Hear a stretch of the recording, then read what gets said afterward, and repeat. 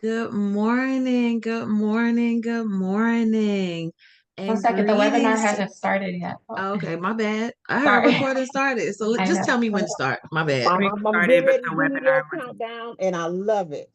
Okay, You're excited. So we're going to go 3, 2, 1.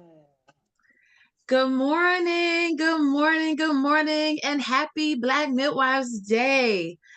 Greetings to all of you.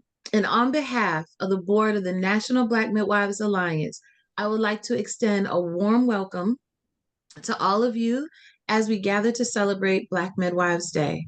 This day is a powerful reminder of the invaluable contributions that Black midwives have made to maternal child health, both in our communities and across the world.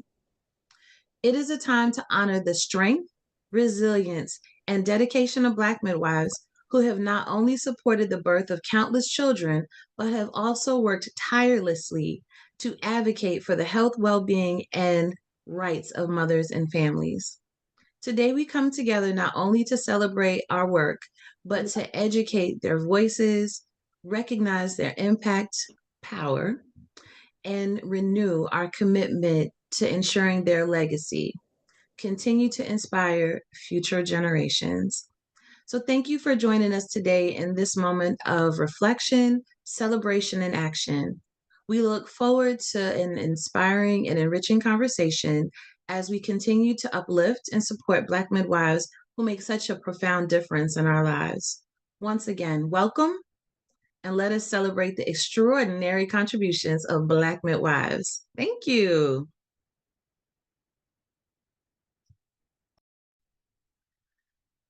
Thank you, Nikki, for that warm welcome.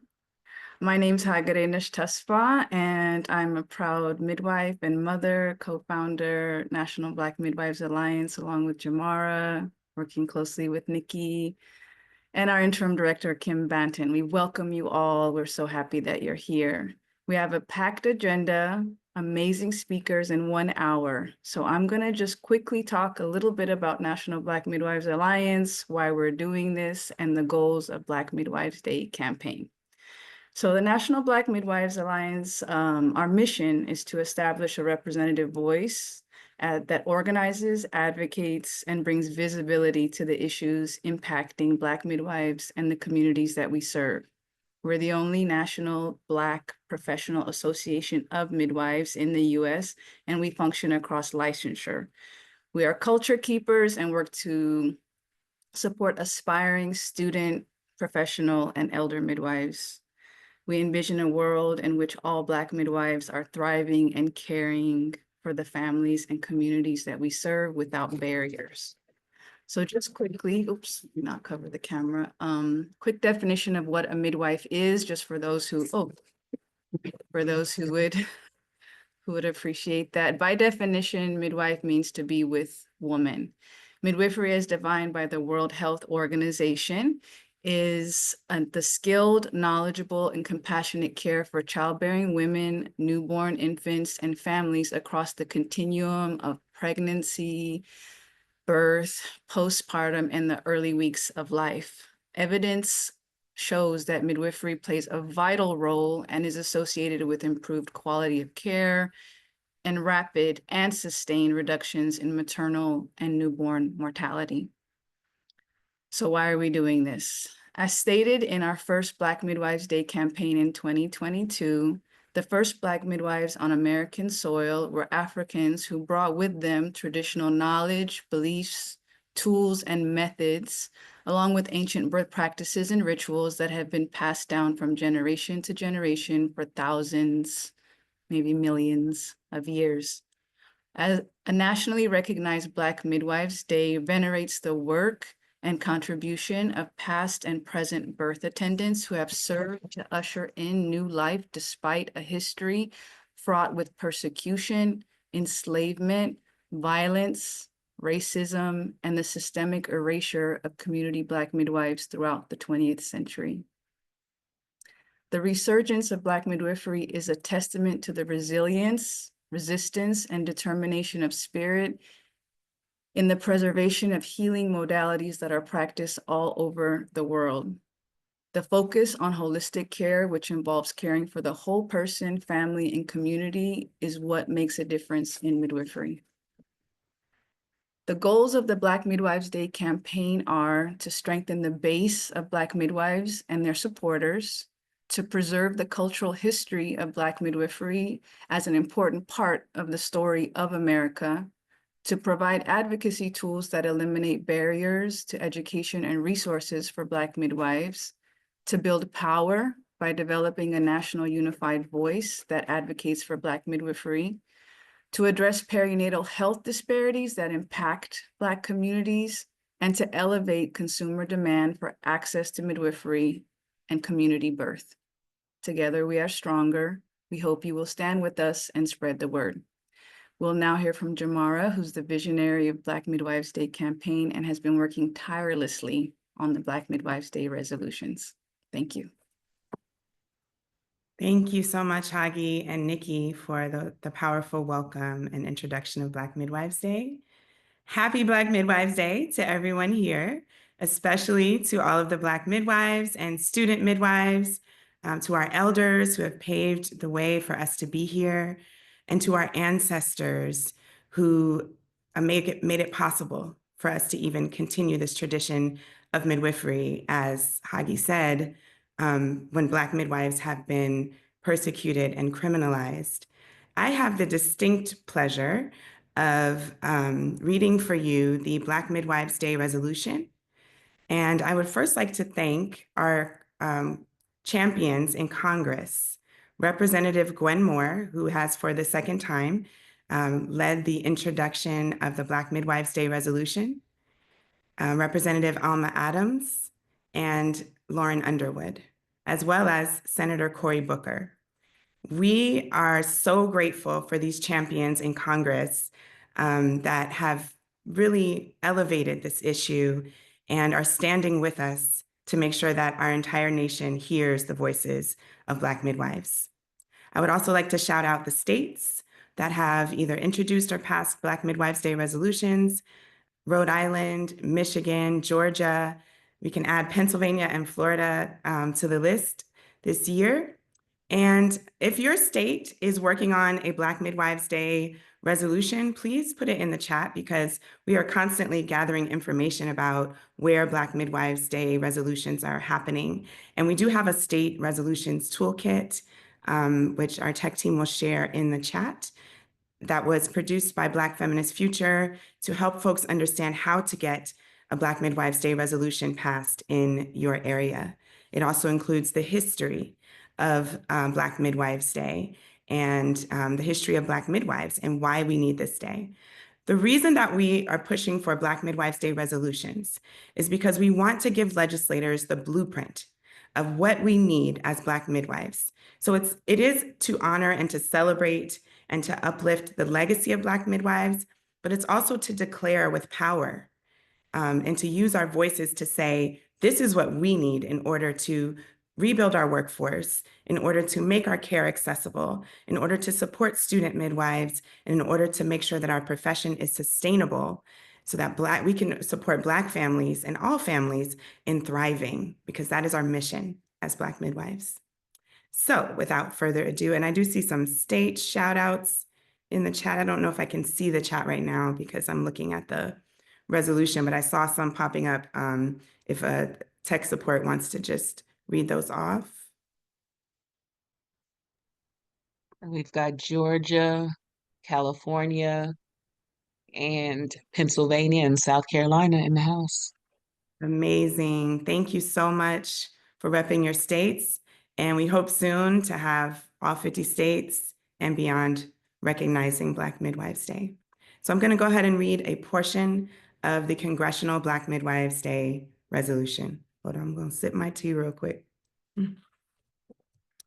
Okay.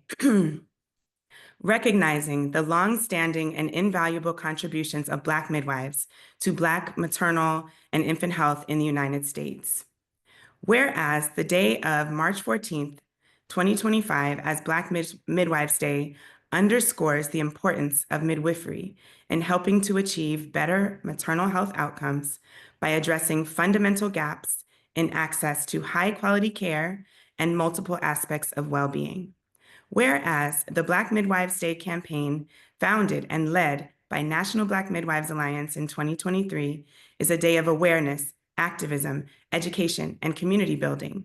Whereas this day is intended to increase attention for the state of Black maternal health in the United States, the root causes of poor maternal health outcomes, and for community-driven policy, program, and care solutions.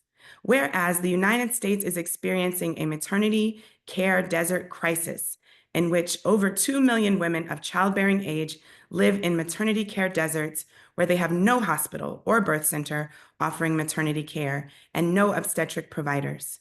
Whereas maternity care deserts lead to higher risks of maternal morbidity and mortality, as most complications occur in the postpartum period when birthing people are far away from their providers.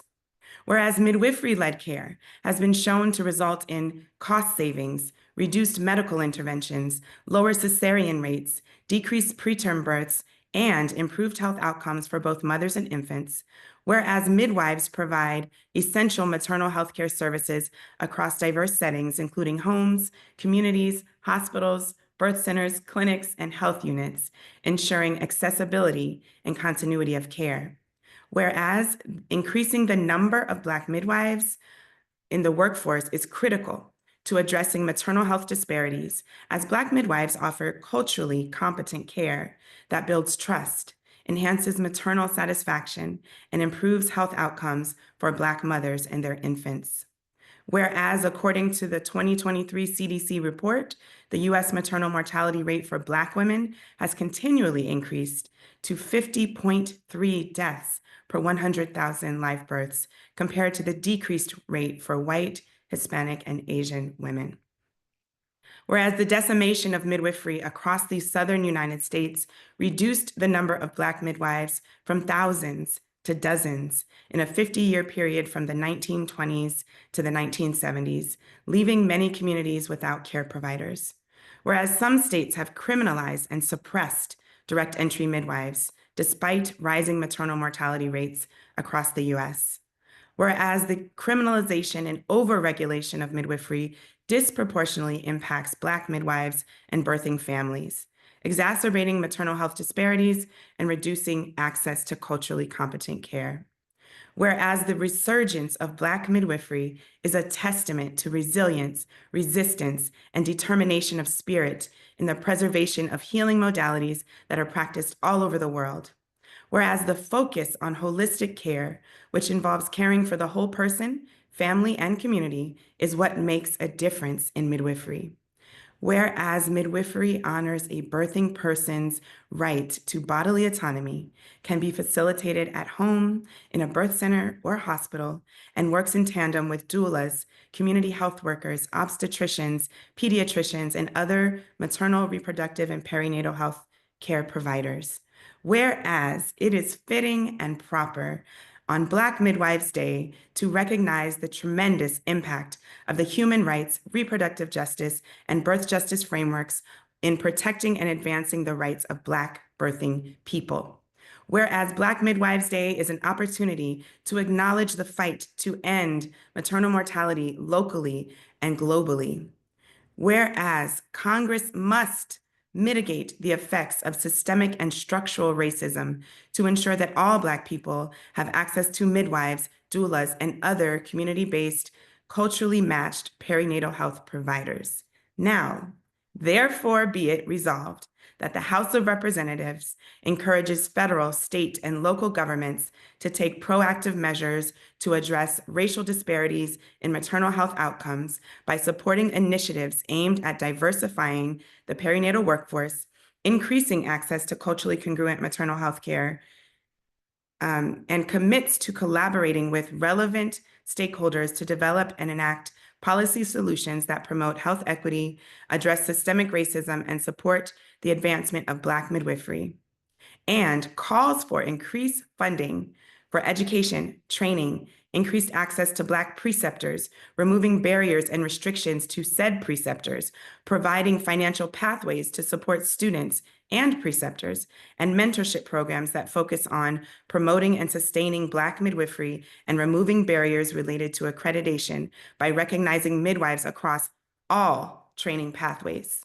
and encourages federal and state governments to authorize the autonomous practice of all midwives to the full extent of their training, and promotes the authorization and reauthorization of funding for TRICARE and Medicaid coverage of maternity care provided by midwives of all training pathways, and encourages federal, state, and local governments to take active steps to destigmatize and decriminalize midwifery pathways in the pregnant person's setting of choice, including their homes, birth centers, clinics, or health units, and supports and recognizing the long-standing and invaluable contributions of Black midwives to maternal and infant health in the United States.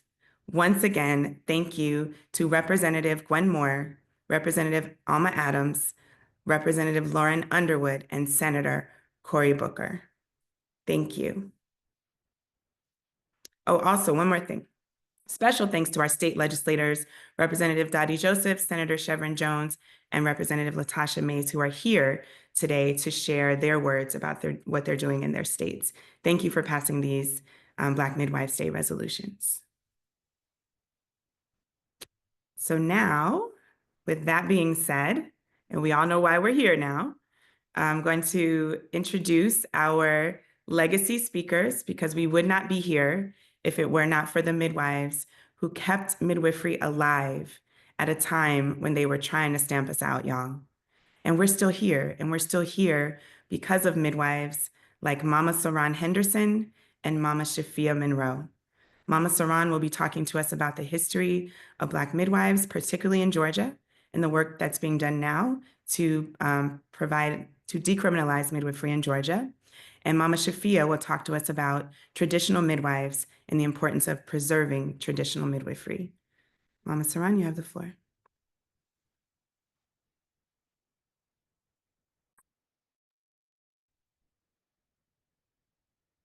Hey, everybody, I'm so happy to be here.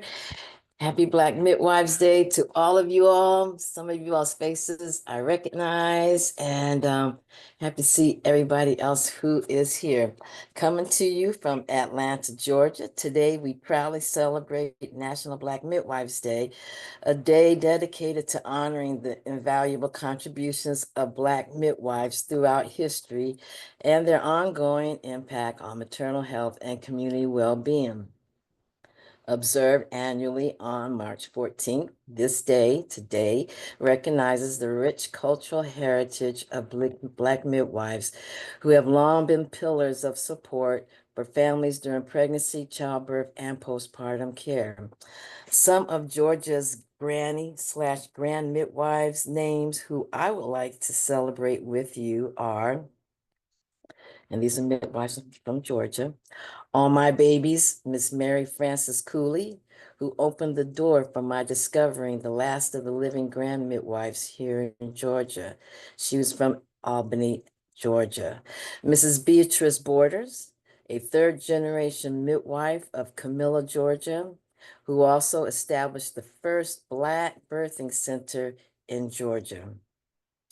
Miss Mary Reeves, Miss Mary Lou from Baldwin County, Georgia, Miss Clara Brantley from Macon, Georgia, Maddie Taylor from Campton County, Georgia, Caroline Henderson from Lauren County, Georgia, Priscilla Treadway Woody from Lumpkin County, Old Sibby, whose hands are pictured that we are familiar with, from Glenn County, Georgia, Arilla Smiley, who I had the opportunity to get to know for at least 15 years before she made her transition. She was the last granny midwife who practiced during the granny era, also from Camilla, Georgia. And the midwives who came along during the resurgence of midwifery during the 70s and 80s, who my dear friend Shafia coined us as the Soul Sister Midwives, Atlanta's own Busara Witten, Nana Siti Opio, Lumumba de Neboe, Imelda Nuruddin, and my beloved preceptor and friend, Nasra Oshintola Smith. May these pillars of their communities continue to rest in eternal peace. For centuries, Black midwives have provided essential services to the communities, often stepping in where access to healthcare was limited.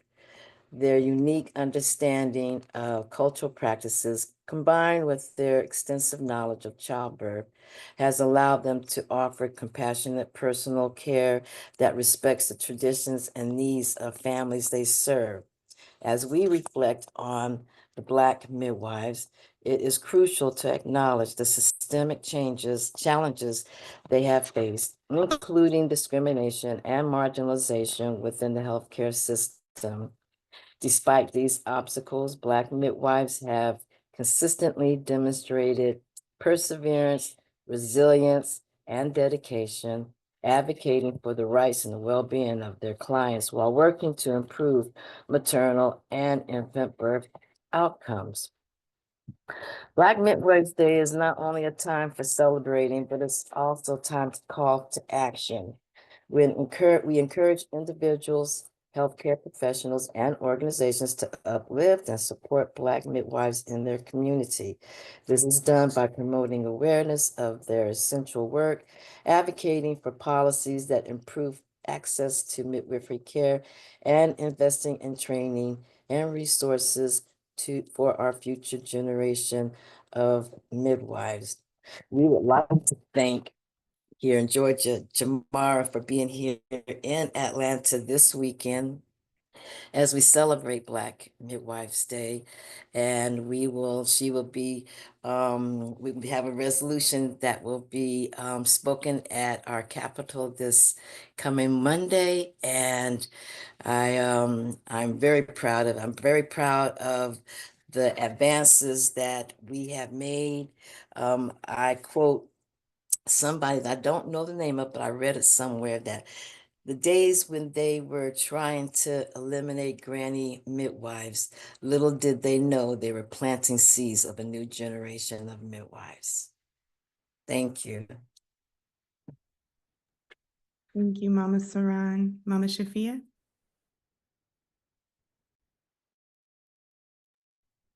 Mama Shafia, you're on mute. Peace and blessings, everyone. Good morning again. Proud to be a Black midwife, proud to be here today with all of my colleagues and people in the audience listening. Thank you for being here. I'm going to talk about the traditions of midwifery and why it's so important that we preserve it. So before we can preserve it, we first have to learn it. As we heard from some of the talk this morning, when we arrived here as African people, midwives, we had information up to the 20th century. Then we had that whole attack where they began to eliminate Black midwives. When they did that, that began to eliminate our traditions. And so has put us in quite a poor situation in that time.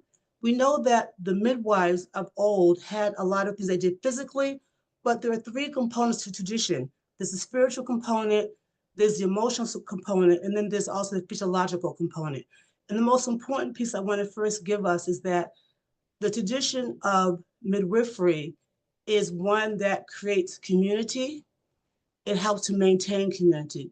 Tradition means that it's information and behavior and beliefs, and historical stories that a group of people collectively agree upon. So that means that you have unity. And what tradition does, it keeps us connected to the African diaspora. So whether you are from the Caribbean, on Mother Africa, no matter what tribe you are, if you're from the north of the United States or the south, there's a stream that we have that we believe that is our tradition. So the spiritual aspect is that we definitely believe that there's a higher power and that we were called to do this work, that this is service work. We didn't get into it for money, but we're driven to do the work from a higher power. We also believe that birth, and not just birth, that being pregnant is a normal blessing. So we don't see it as a high risk or a choice or something that's negative. It's considered a blessing with one of our traditions. we believe that the baby is a gift, that each baby is a gift, never a burden. I think that's so important because right now we're having a lot of postpartum depression, and that comes when you think that being a mother is a negative and having a baby is a pain. And in the Western Hemisphere, we talk about, oh, you have 5 children. Oh my God, what would you think? You have 2 kids? You know, there's no celebration. That is anti-Black midwife tradition. Okay, so we want to get that fundamental. Another important point, I just want to say really quick, I've been studying the history of the Black midwife for over 40 years through research, peer reviews, through international travel, the oral histories. And so this is information that I encourage you to research. You can pick up almost any book now. Our colleagues have done so much work to research this book. Most recent, just Linda Jenna Holmes, Safe in Midwives' Hands, who talks about traditions in Africa and showing us how those same traditions are now in the United States.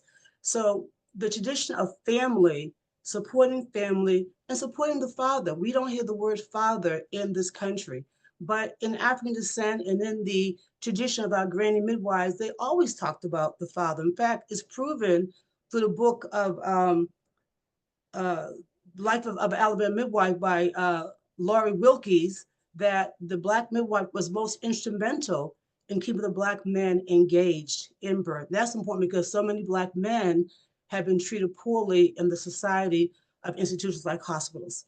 So that's one piece.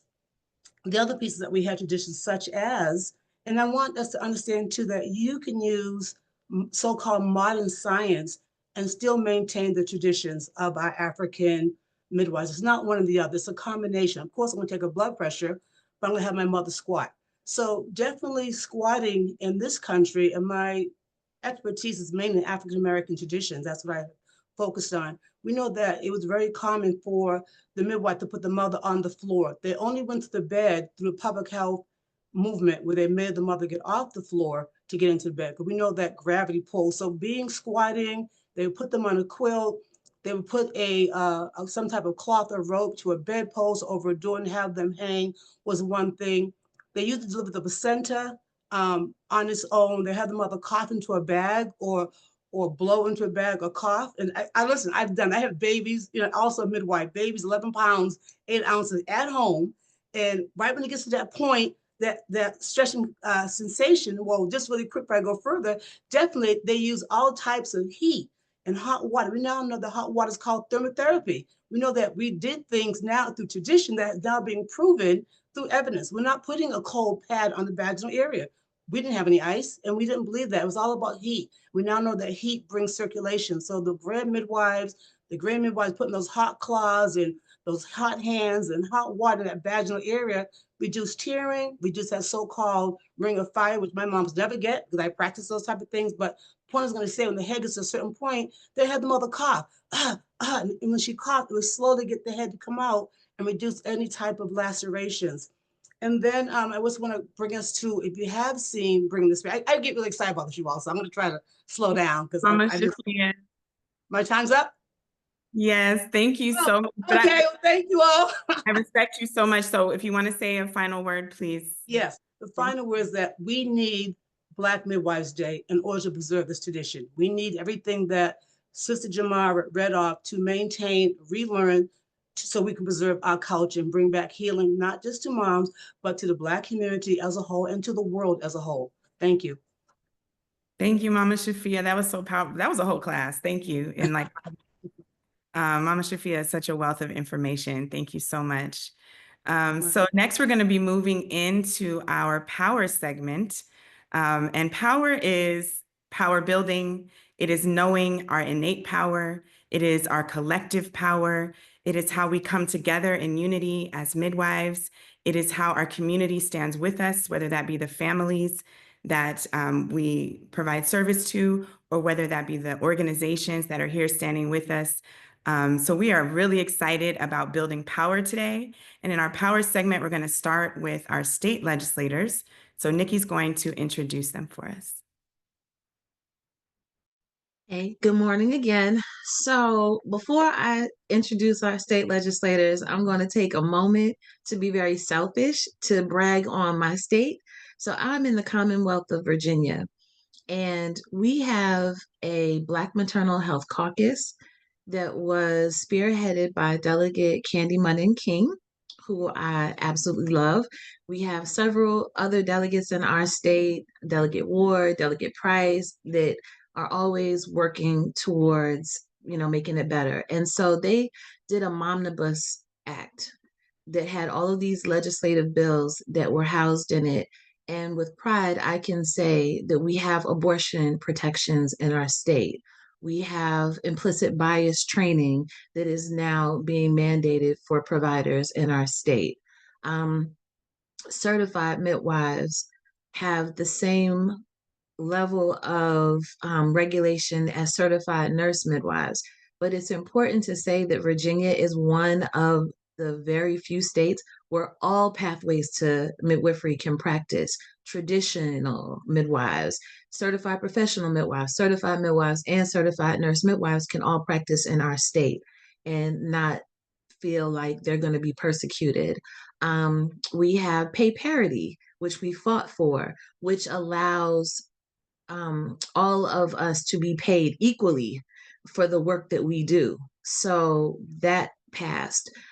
We also got protections for like women in prison who are incarcerated so that they can continue having their Medicaid coverage. And another thing, because we have very rural areas, midwives are now considered hospital providers for newborns because they only were allowing physicians to be providers for newborns. And so if there was no physician available, they would close down the unit. So all of these things are happening in our state, and there are like awesome things that are happening in other states. So we're going to hear from, and I'm so grateful to these individuals because they ride for us and they do amazing things in their state. Representative Latasha Mays, Senator Shervin Jones, and House Representative Dottie Joseph. Thank you.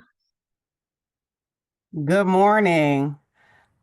I am State Representative Latasha D. Mays. I use she, her pronouns, and I am honored to serve the 64,000 people of the 24th Legislative District in the city of Pittsburgh. Happy Black Midwives Day. I come to you this morning as a Black woman legislator. I come to you this morning as a Black mother. And I come to you this morning as the co-founder and co-chair of the Pennsylvania Black Maternal Health Caucus. We established our caucus in October of 2023 to take bold legislative action to address the disturbing trends of Black maternal mortality and morbidity. We bring together legislators in the House and the Senate on both sides of the aisle. We bring together Black maternal health advocates and birth workers. We bring together Black moms and birthing people to do our highest call right now, which is to pass the Momnibus. We introduced our package of legislation in 2024, and of the 8 great bills that we introduced, we were able to pass 5 of those bills out of the House of Representatives, and 2 of those bills made it to our governor's desk and are now law. We provide Medicaid coverage for doula services, and we are educating moms about mental health in the postpartum phase. And we're back. The Momnibus is back for round 2. And so we will be working together all across this Commonwealth to address maternal health deserts, to modernize midwifery in our state, which we know will be a proven intervention for Black against the deaths, the preventable maternal deaths. And of course, we are working to save all moms, and especially Black moms and Black birthing people. 93.5% of maternal deaths are preventable in the Commonwealth.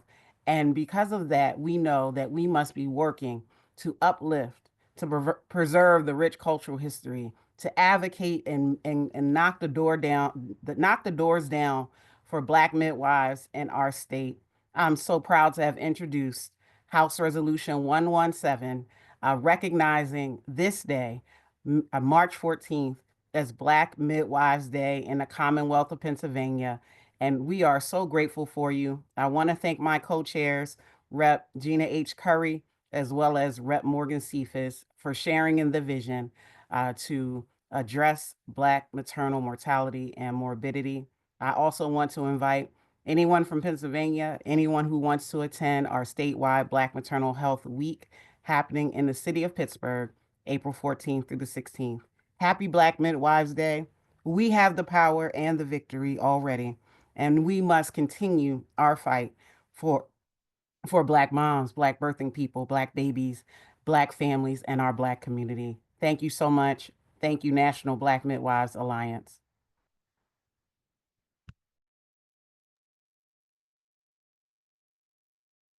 Good morning, everyone. My name is State Senator Chevron Jones, and I have the awesome privilege of representing the 34th Senate District in the beautiful city of Miami and in the state of Florida. I use he, him, his pronouns. I am the product of a strong Black woman who is my mom, and I am a ride or die supporter for our Black women, not just here within the state of Florida, but all across this country. Shout out to you all. I would not be who I am if it wasn't because of you all. This country would not be what it is today if it wasn't because of you all. So thank you. Also, I want to tell you all happy Black Midwives Day, and good morning to all of you who are here in attendance this morning. I want to thank you all just for being who you are and for the work that you all do on a daily basis. I also want to make it clear that the work that you all do when it comes to Black maternal mortality is it's not spoken enough. But I will tell you that you have supporters right here within the state of Florida. Not only myself. You'll hear from one of my colleagues in the House, Representative Dottie Joseph, who has been on the front lines of this fight along with me and so many others. However, when you look at the race of Black women in particular, it makes you question truly what is going on in our country to where our Black women are at such a medical and moral disadvantage compared to women of other cultures and backgrounds. You know the statistics, and we know what's happening across this country in various different types of states, and we know this is unacceptable. But you all are the ones who are making the difference, and we thank you all. We thank you all dearly. It is an absolute fact that Black midwives are not in opposition to physicians, as some people say. I heard it in committee one time in the state of Florida, and primary care doctors, but they work in collaboration with them to ensure the best outcome for expectant families. It is a fact that Black midwives are responsible for the safe delivery of our babies here in this country and have been doing it for centuries. And it is also a fact that Black midwives not only give comfort, but they give knowledge. You all give knowledge to the expectant mother and the fathers that await their bundle of joy in that promise. And so for that, I want to thank you all. And I do have an official proclamation from the Florida Senate, and it reads, a proclamation to recognize March 14th, 2025 as Black Midwives Day and celebrate the invaluable contributions of Black midwives to maternal and infant health in Florida. Whereas the Black Midwives Day is intended to increase attention for the state of Black maternal health in Florida, the root causes of poor maternal health outcomes, and for community-driven policy, program, and care solutions. And whereas the Black Midwives Day campaign, founded and led by the National Black Midwives Alliance in 2023, is a day of awareness, activism, education, and community building. And whereas midwife-led care has been shown to result in cost savings, reduce medical interventions, lower cesarean rates, decrease preterm births, and improve health outcomes for both mothers and infants. And whereas midwives provide essential maternal health care services across diverse settings, including homes, communities, hospitals, birth centers, clinics, and health units, ensuring accessibility and continuity of care. And whereas increasing the number of Black midwives in the workforce is critical to addressing maternal health disparities, as Black midwives offer culturally competent care that builds trust, enhances maternal satisfaction, and improves health outcomes for Black mothers and their infants. And whereas, according to the 2023 CDC report, the U.S. maternal mortality rate for Black women has continuously increased to 50.3 deaths per 100,000 live births compared to the decreased rate for white, Hispanic, and Asian women. And whereas the decimation of midwifery across the southern United States reduced the number of Black midwives from thousands to dozens in a 50-year period from the 1920s to the 1970s, leaving many communities without care providers. And whereas midwifery honors a birthing person's right to bodily autonomy, can be facilitated at home, in a birth center or hospital, and works in tandem with doulas, community health workers, obstetricians, pediatricians, and other maternal, reproductive, and prenatal healthcare providers. Now, therefore, I, Senator Sharon D. Jones of the Florida Senate, District 34, on behalf of all of my colleagues in the Florida Senate, do hereby recognize March 14th, 2025 as Black Midwives Day, and we celebrate the invaluable contributions of Black midwives to maternal and infant health right here within the state of Florida. I love you all. Thank you so much for the work that you all are doing.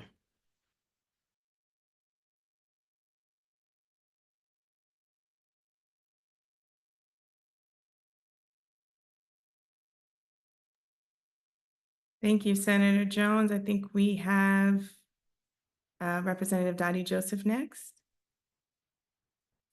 Good morning, everyone. It's such an honor and pleasure to be with you here today.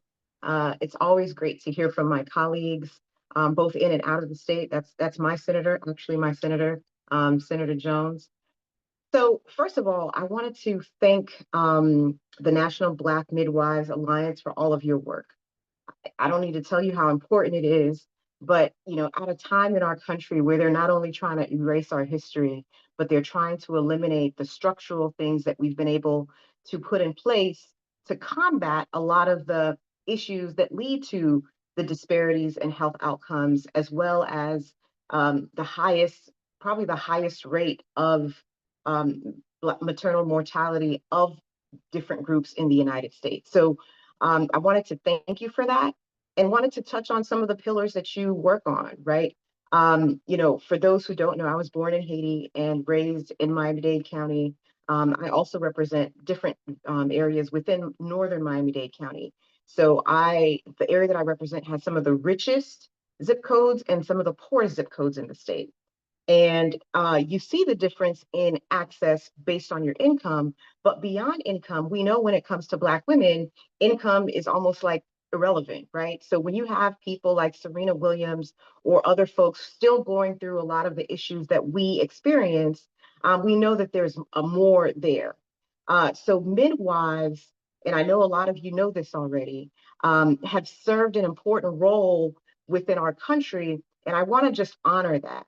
In a time where people are trying to dismiss our contributions to the world, and they come from these African traditions that we came over with, right? And when I say came over, I'm not just talking about during the transatlantic slave trade. I'm talking about before that. Black people were in other parts of the world, including the Americas, well before these white people got lost and renamed a whole continent trying to follow our lead, okay? And I think a lot of times we root our history in the beginning of slavery, but our traditions, our knowledge, our ancestral practice, which is literally written into our DNA, spans well beyond what these people just learned how to wash themselves with soap, if they even got there yet. So what I'm trying to say is, you all represent a rich cultural tradition of the embodiment of both medical knowledge and spiritual practice that does not exist in traditional medicine. So I honor you for carrying on that tradition, because it's because of women and other practitioners like you that don't just focus on maternal mortality that we even exist as a people today. It's because of you, particularly in times of segregation where Black people couldn't access medical care at all, that we have the ability to be here and stand tall and literally become the embodiment of our ancestors' wildest dreams. If you're sitting here today under the sound of my voice, you are the personification of people who refuse to die and endured quite a bit. So in the context of where we are in this country right now, with some changes in the United States, which I believe has undergone a coup, in the larger global context of everything that is going on, we are the keepers. We are the keepers of our people. We have been through worse, and we will not just make it through this, but we will come out on top. I believe that This is a time that we need to move from patriarchal societies and transition into a more matriarchal society. And for people who don't know what I'm talking about, that's not men being in charge and women being in charge. It's about a patriarchal society focuses on the domination and control and how can I get mine and how much profit can I get and all of this stuff. Matriarchal societies focus on the well-being of the whole and making sure that everybody's taken care of and that all of our research, because when you think about it, we have more than enough for every need that we have on the face of this earth. And most of those needs were actually free, from air, water, food that we can grow and raise. It's because of these other systems that have been introduced that puts us in a feeling of scarcity and lack, that leads to these maternal mortality rates that we're talking about, that leads us into these places that we even need to do a lot of the things that we do. So with that being said, I want to thank all of y'all for what you do in this larger spiritual, medical, just fight that we're in. And I pray blessings on you, and not colonial blessings, but ancestral blessings that empower you to do everything that you need to do in every moment. May those spirits of our ancestors guide your hands and your heart and your mouth as you continue to do the work that you do. Our resolution is being introduced. I have to mention the work that former Representative Camilla Brown and I have been doing around maternal mortality in the state of Florida. We got a law passed that changed the Medicaid coverage time from 30 days to a year, which is significant, particularly in our communities that are low income. We are still fighting to work on medical reimbursement rates so that midwifery is covered, in addition to what you see with, quote unquote, traditional medicine. These are structural policy changes that go to the heart of making sure that you guys can do what you gals and guys can do what you need to do. And the last policy piece that I want to mention is the Whole Black Caucus, definitely with the support of Senator Jones, had put together some additional funding that we were able to get past one of my first couple of years in office that brought another $9 million to tackle healthcare disparities to the state. Now, with our governor and y'all president, I don't even know what to tell y'all, but we're doing what we can. So thank you for your time, and it's an honor to be here with you today. Be blessed. Blessings. Thank you so much, Representative Dottie Joseph from Florida. Wow, we've had school and we've had church now. Okay, I'm caught up. This is such an amazing experience, just hearing from the state legislators that are on fire and building power in their state. So we're going to keep the energy flowing. We are running over time, so if y'all can stay past the top of the hour, that would be great, so we can give a chance for all of our speakers. Thank you for your patience. I do want to just uplift the organizations that helped make this press conference possible and that have worked together on the resolution. So of course, National Black Midwife Alliance leading with the support of Southern Birth Justice Network, Black Mamas Matter Alliance, and the Center for Reproductive Rights. These organizations have come together to uplift Black Midwives Day, to unify. If I call on Angela from BMMA or Brianna from Center for Reproductive Rights, I know they're gonna answer the phone and say, what do you need? What do you need us to do, Ja? So I'm so grateful for the partnership, the sisterhood, the support, the solidarity, because building a movement for Black midwives takes more than Black midwives, right? It takes all of us collectively understanding how important this is. So we're gonna keep it moving with power. We are moving into our next segment, and we are going to have some amazing speakers. Just a reminder to please try to keep your comments to 3 minutes. We are going to hear from midwife Shanti Moore from Georgia about the barriers for Black student midwives, because Shanti is a recent graduate herself. And then we will hear from midwife Kiki Jordan about certified professional midwives, CPMs, and why national licensure is important. And then we will hear from Zul Ruiz about Black midwifery in Puerto Rico. Zul is representing the Asociación de Parteras de Puerto Rico, and she's going to talk about some specific challenges that Puerto Rican midwives are facing. So you all can go in that order: Shanti, Kiki, and Zul. Thank you. I want to say thank you for this opportunity. Happy Midwives Day. I'm so grateful to be here in this space. Thank you to Mama Saran for bringing our midwifery elders into this space. Thank you for Representative Joseph for bringing the spirit.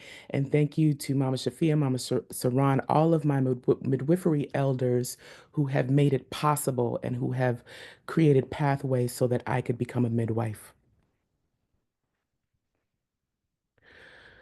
When I was accepted into the nurse midwifery program of the university I attended, it was suggested to me that I not work while in school. I was dumbfounded by that suggestion because not I nor most people I know personally could afford to go to school full time and not work a full-time job.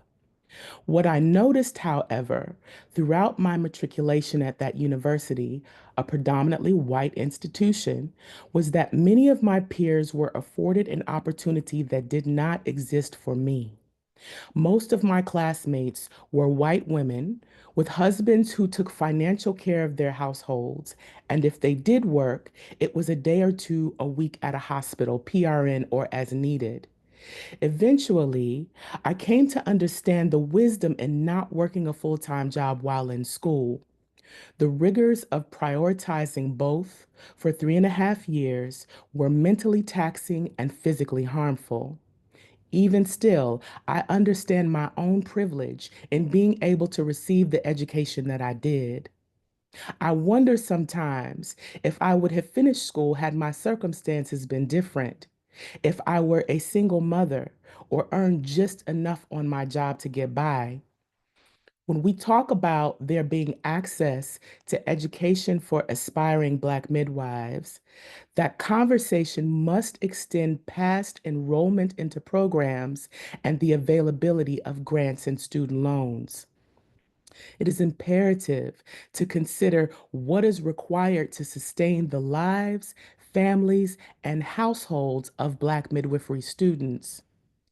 Investing in the education of Black student midwives means creating provisions beyond basic access to financial resources. Black midwifery students need financial aid options that won't leave them in mountains of debt. They need multiple pathways of education to choose from, including programs that incorporate their cultural knowledge. They need mutually beneficial access to preceptors, Black preceptors who are culturally competent and are adequately compensated for their time. Research has shown that Black birthing people who have Black providers have better health outcomes. Yet Black midwives make up only roughly 7% of the midwifery workforce in the US. Black midwives have proven repeatedly that the initiatives we take to benefit the health of our communities subsequently benefits everyone. Supporting campaigns like Black Midwives Day not only honors our historical legacy and the contributions we've made to birthing families, but it also helps to improve the health and well-being of all those we serve. Thank you.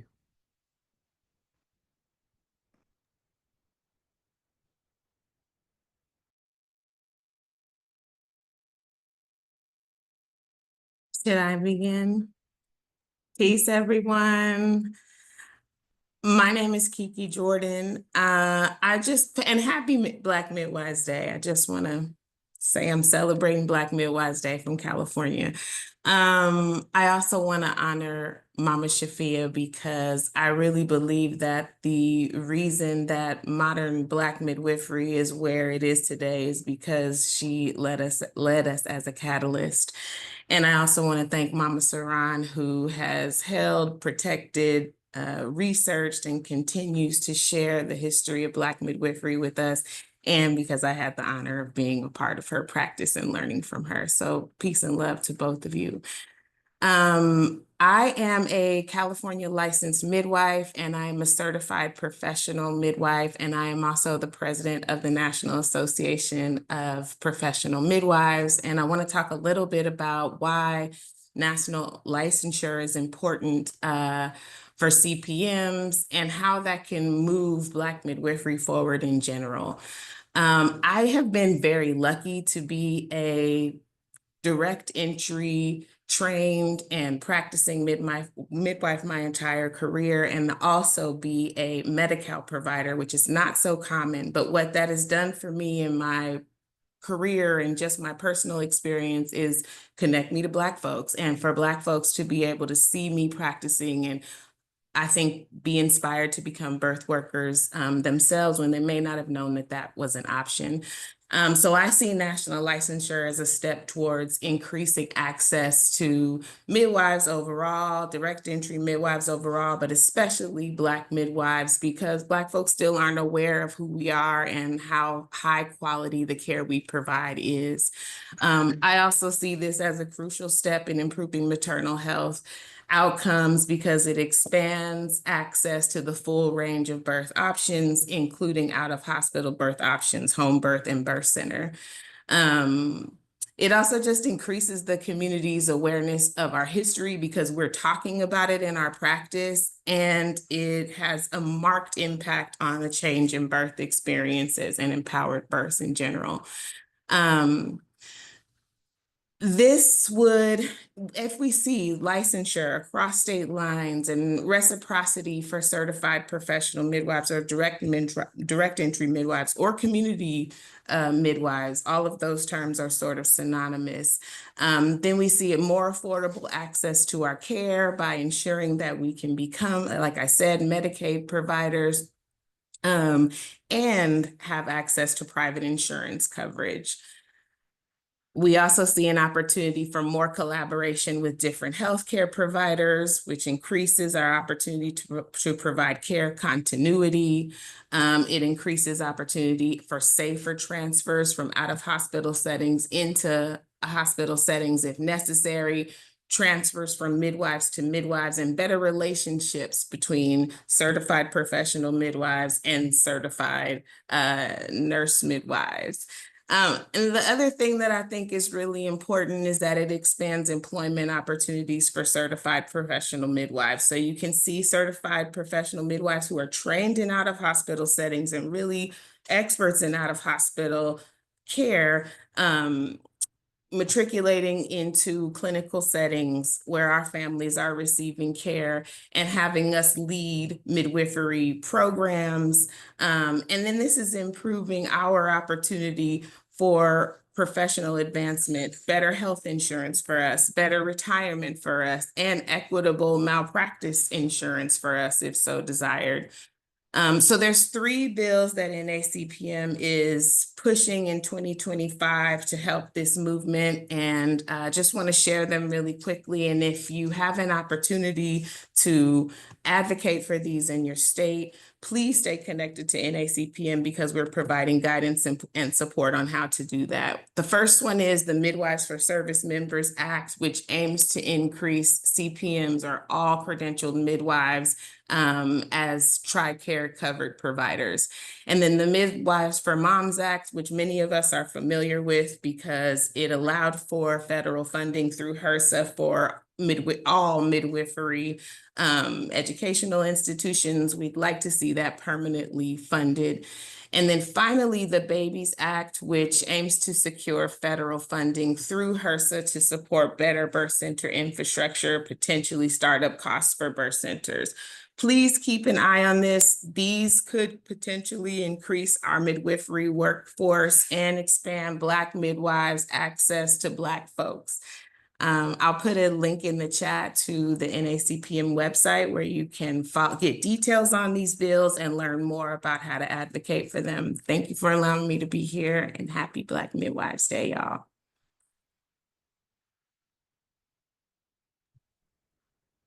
Thank you, Kiki. Zul?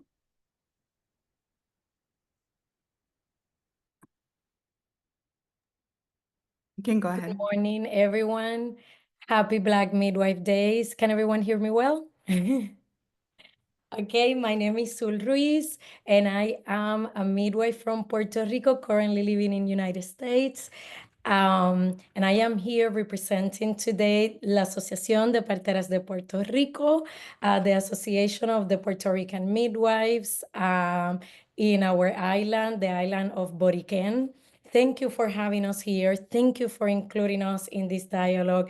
Thank you for including us in the power of the voices that we have within our African diaspora and the important representation that midwives have within being the voice of our communities.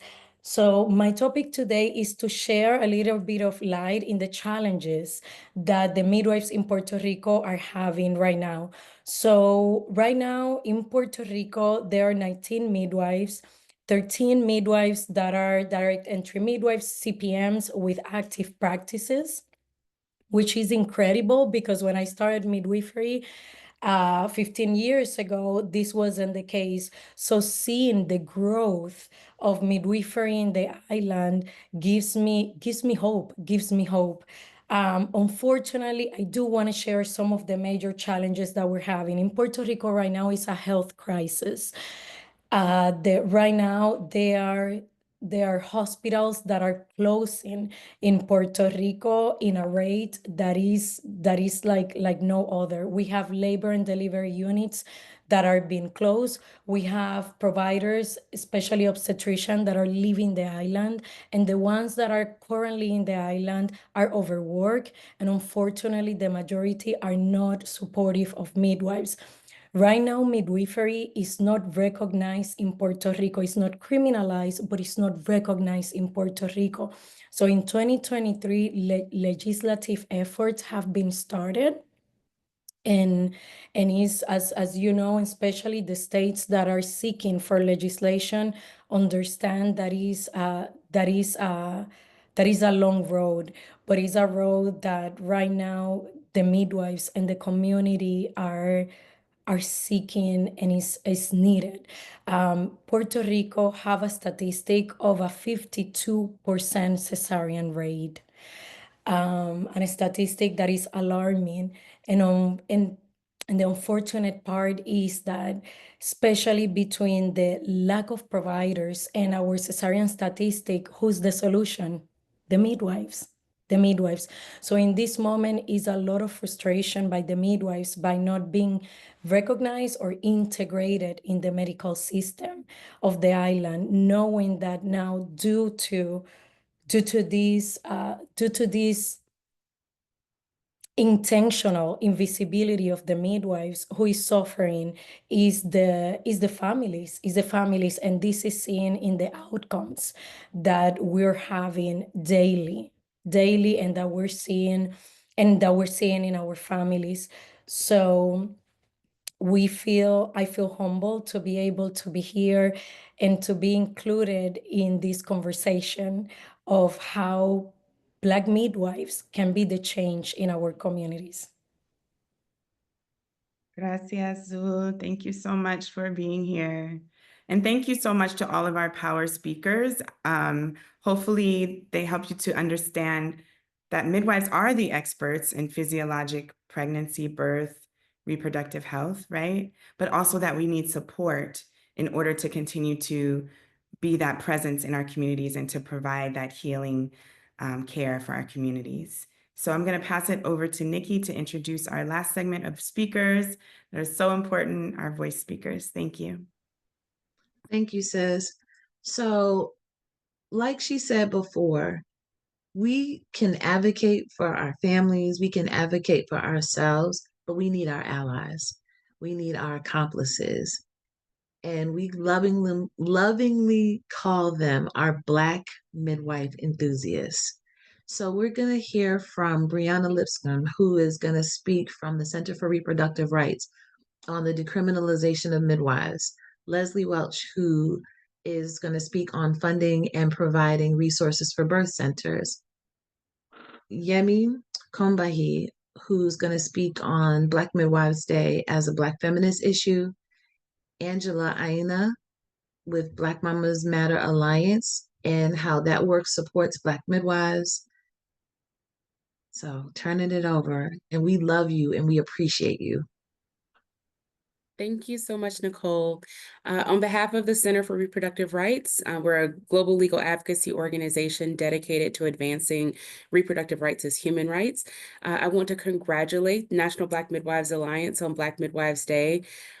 We also commend the members of Congress for introducing the National Black Midwives Day resolution and recognition of the essential contributions of Black midwives to reproductive health. And to truly honor this work, we're hoping that Congress will continue to support and invest in pathways to midwifery and strive toward a healthcare system that provides the highest quality care and ensures that all birthing experiences are met with dignity, respect, and compassion. But just as there are opportunities for better policies at the federal level, I want to talk a little bit about the responsibility that state governments also have to expand and support birthing options for pregnant people. So the current patchwork of inconsistent, often overly restrictive midwifery laws at the state level has really created extreme barriers to maternity care. And so to address these legal barriers, the center is working closely with midwives and families across the country. In Hawaii, we're challenging a midwifery restriction law that is hurting the very people it was intended to help. The plaintiffs in the lawsuit that we brought against the state of Hawaii are asking the court to stop the law's threat of prison time and fines for midwives who train through traditional and apprenticeship-based pathways. And while we continue that fight in the courts, we're also making our voices heard in the legislature. So in fact, later today in the Hawaii legislature, there's yet another committee hearing for a bill that aims to implement a new midwifery licensure law that continues most of the same restrictions as the current law. And this is unacceptable. Similarly, in Georgia, the center is working alongside midwives to ask our state legislators to decriminalize the practice of midwifery by direct entry midwives. Midwives who would be permitted to practice in literally every state surrounding Georgia. And yet in Georgia, where we have severe maternity care deserts, these midwives practice under the threat of criminal penalties.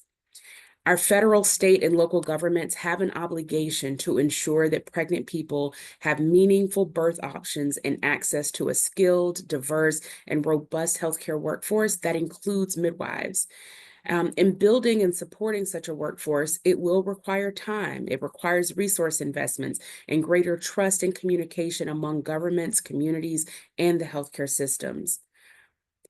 I'll also add that, midwifery laws and policies should create an enabling environment for the realization of human rights. These laws should refuse efforts to further inject fear, stigma, coercion, and criminalization into reproductive health. And these laws and policies should protect reproductive health choices and resources rather than taking them away. And so the Center for Reproductive Rights, we're committed to ensuring that access to midwifery care is recognized and protected as a key aspect of our human right to reproductive autonomy. And I know I'm at time, so I'll just close and say again to the National Black Midwives Alliance, congratulations on Black Midwives Day, and to the Black midwives across this country and the world, thank you for the way that you care for and love on our communities. Thank you.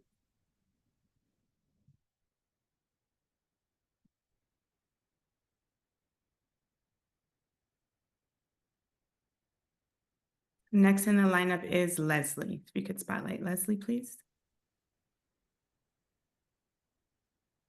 And then after Leslie, we will have Yemi and then Angela.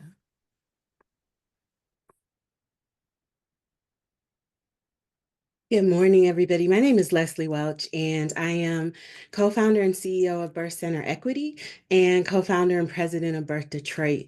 It is truly an honor to have been invited to celebrate and speak to you today. As a proud Black midwifery enthusiast, I have to say that I have learned so much about vision and about courage and dedication and generosity and the spirit of care from Black midwives. Nashira Burrell and I founded Birth Center Equity in spring 2020 to help Black, Indigenous, and people of color overcome the capital barriers to opening and sustaining community birth centers and to grow and sustain community birth infrastructure for generations to come. Why birth centers? We are dedicated to increasing access to midwifery care, and birth centers are the only healthcare facilities designed to center the midwifery model of care and designed to be led by midwives. People will tell you that the birth center model of care doesn't work, and the question you should ask here is, does it work for who? The birth center model of care works for families. It absolutely works for families. Our healthcare policies, design, and financing systems do not support ideal care for birthing families, and we must work together to change this. And that is why Birth Center Equity, foundations, donors, investors, we have to stand in the gap to resource birth center care while our systems catch up. Birth Center Equity has made a 10-year commitment to raising $100 million to resource community birth infrastructure in the United States. Right now, we are a network of 58 birth centers established and developing across 26 states, DC and Puerto Rico. And to date, we have raised approximately 10 million, invested over 5 million and counting. And when we started Birth Center Equity in 2020, 5% of birth centers in the country were led by folks of color. Today, that number is 7% and counting, and it's still small, and we can do so much better. And so at Birth Center Equity, we invite funders and donors, investors, and policymakers who are listening to work with us to invest in growing community birth infrastructure and to truly changing and restoring what we call beloved birth culture, which is a birth culture that is family centered, that is midwife led, that is community held, and that honors the inherent value in all people. And so I thank you all for all that you do to care for our communities. We support you at Birth Center Equity. We love you and we celebrate you. Happy Black Midwives Day.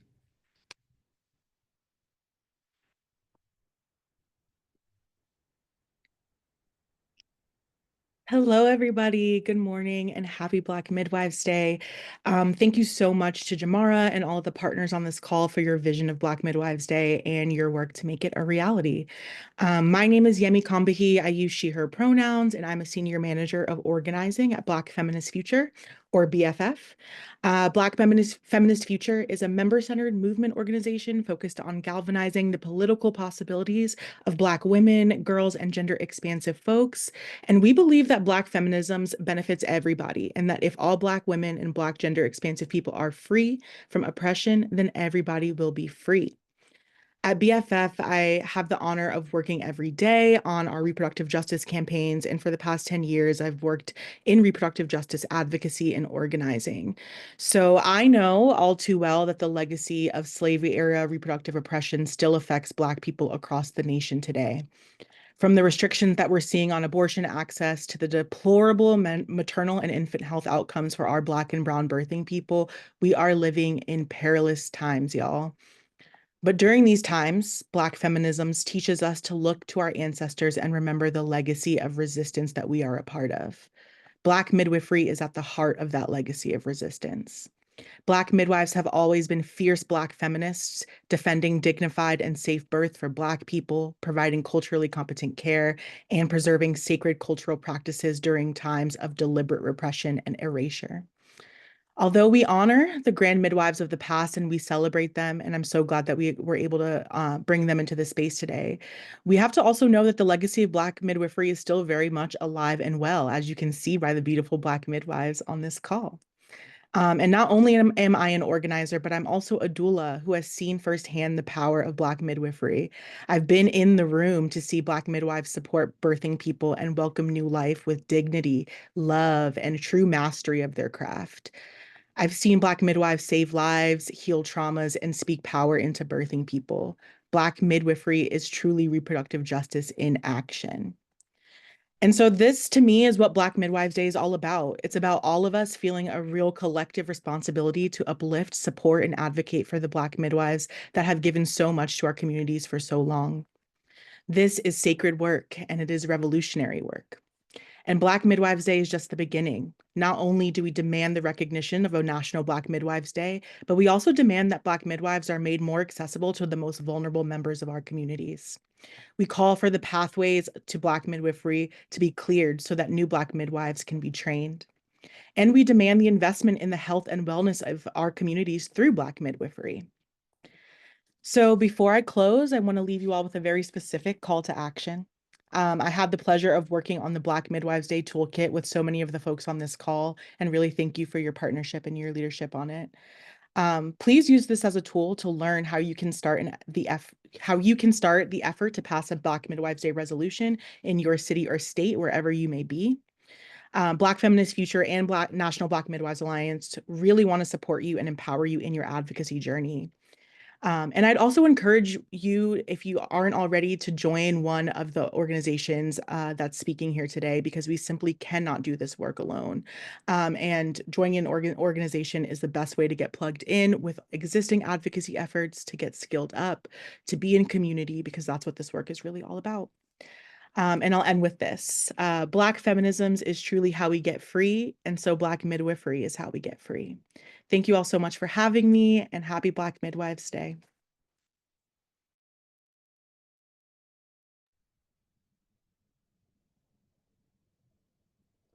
Hi, good morning, everyone.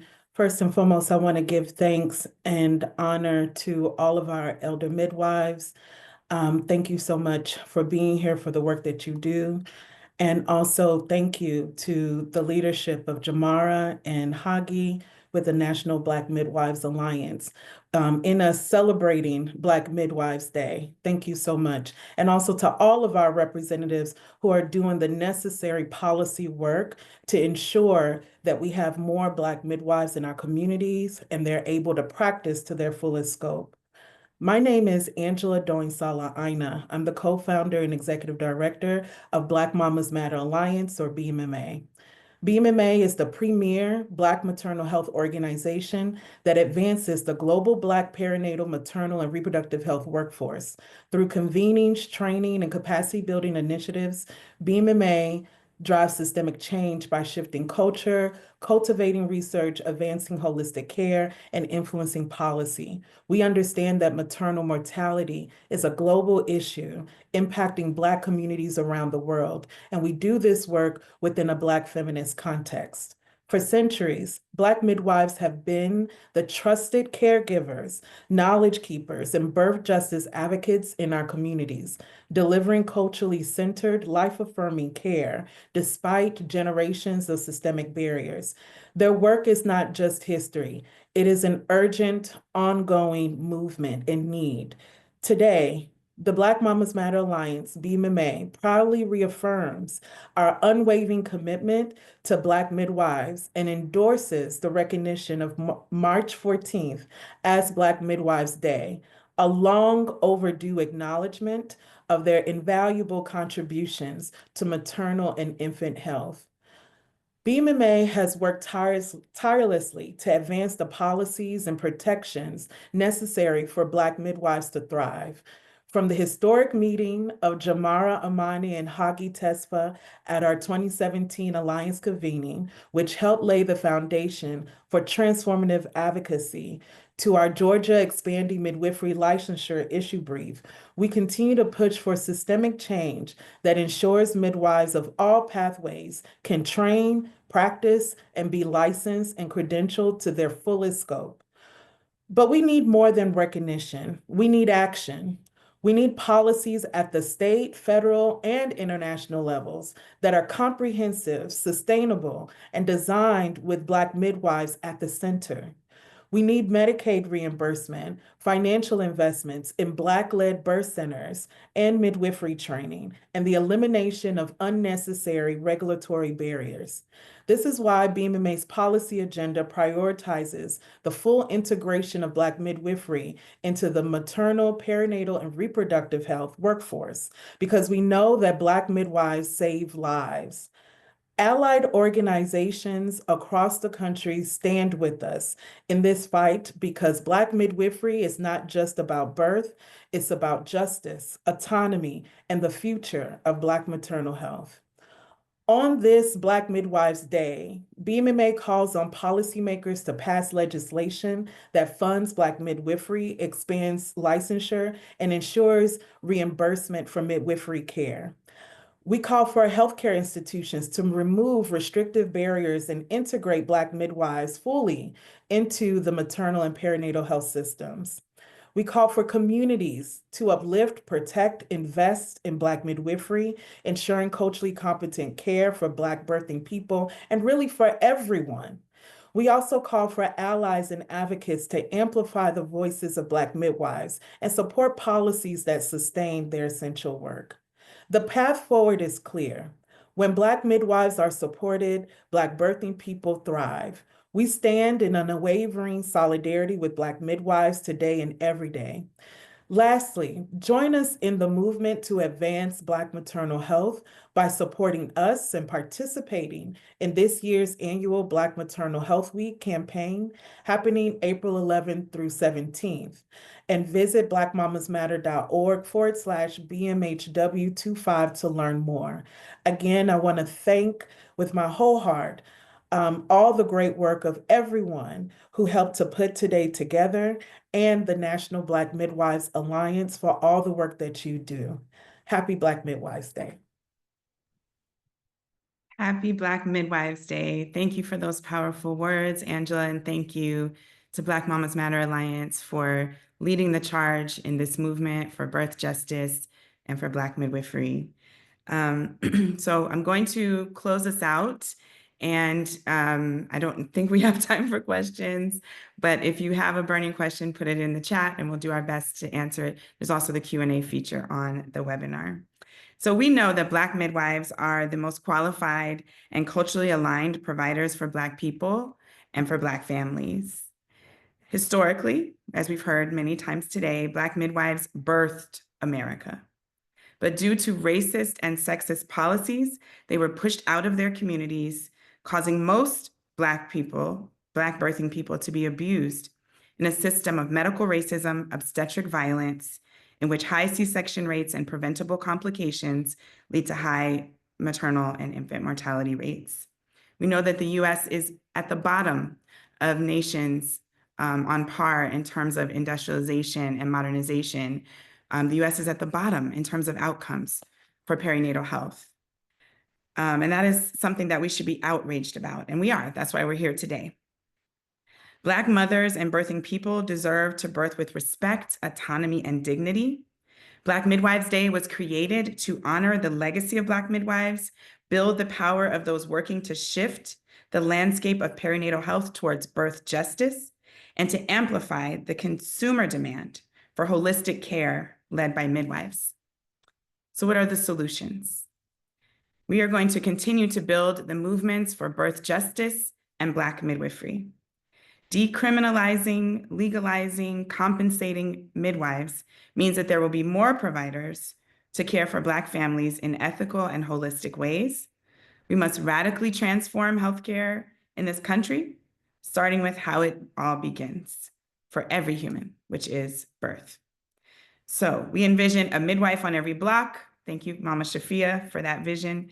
A birth center in every hood. Thank you, Leslie, for that vision. The resolutions outline the policy blueprint for reclaiming and restoring midwifery as the gold standard for primary care for pregnancy, birth, and beyond in this country. So if my tech team would please drop the petition link again, we are asking you to sign the petition. That's our call to action. Share the petition. Open the state resolutions toolkit and work on getting a state resolution, if not for this year, then for next year in your state. Thank you for attending this press conference, and we look forward to seeing you at the virtual conference tomorrow. National Black Midwives Alliance is hosting our annual conference. Every other year we do it in person, and every other year we do it virtually. These conversations will continue. We are asking for donations for the conference, but we have also created a sliding scale process so that we don't create a barrier.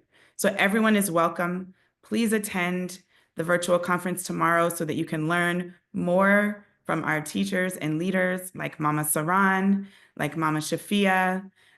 You will be hearing from Black midwife leaders who lead professional associations like Kiki Jordan and Nikki Wardlaw.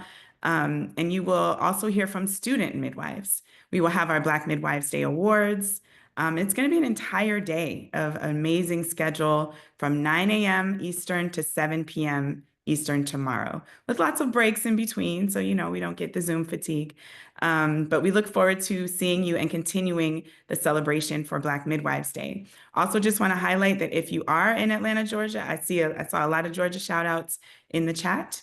There are 2 more events. There's going to be an in-person community midwives event on Sunday, the 16th, and then the city of Atlanta will be recognizing Black Midwives Day officially on Monday, the 17th. So please follow Black Feminist Future or National Black Midwives Alliance or Southern Birth Justice Network for more information about those events.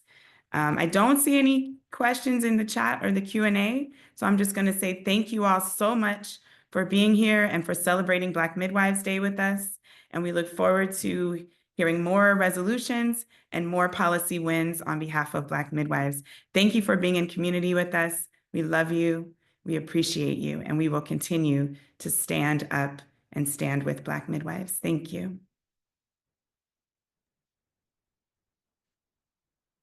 Thank you, everyone.